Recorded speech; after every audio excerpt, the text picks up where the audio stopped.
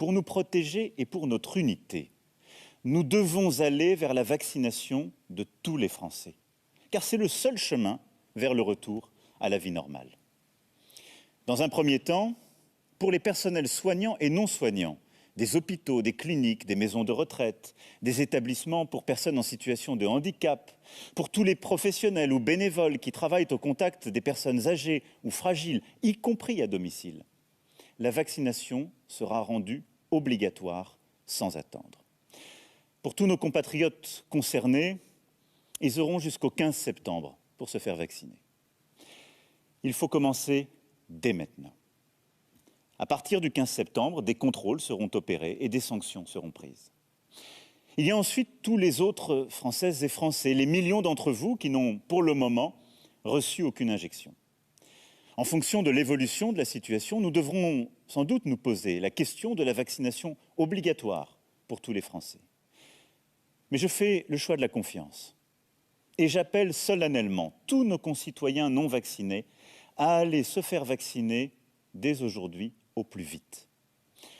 Pour les collégiens, les lycéens, les étudiants, des campagnes de vaccination spécifiques seront déployées dans les établissements scolaires dès la rentrée. En complément de la vaccination, nous allons devoir mettre en place de nouvelles mesures pour freiner le virus. Dès le 21 juillet, le pass sanitaire sera étendu aux lieux de loisirs et de culture. Concrètement, pour tous nos compatriotes de plus de 12 ans, il faudra, pour accéder à un spectacle, un parc d'attractions, un concert ou un festival, avoir été vacciné ou présenter un test négatif récent.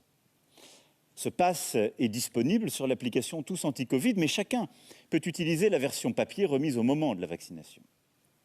À partir du début du mois d'août, et cela parce qu'il nous faut faire d'abord voter un texte de loi et le promulguer. À partir du début du mois d'août, donc, le pass sanitaire s'appliquera dans les cafés, les restaurants, les centres commerciaux, ainsi que dans les hôpitaux, les maisons de retraite, établissements médico-sociaux, mais aussi dans les avions, trains et cars pour les longs trajets. Là encore, seuls les vaccinés et les personnes testées négatives pourront accéder à ces lieux, qu'ils soient d'ailleurs clients, usagers ou salariés.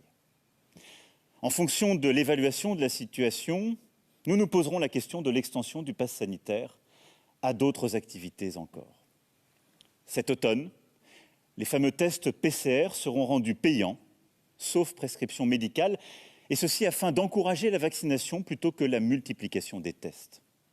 Vous l'avez compris, la vaccination n'est pas tout de suite obligatoire pour tout le monde, mais nous allons étendre au maximum le pass sanitaire pour pousser le maximum d'entre vous à aller vous faire vacciner. La deuxième conviction, c'est que nous avons vu la force durant cette crise de notre modèle social.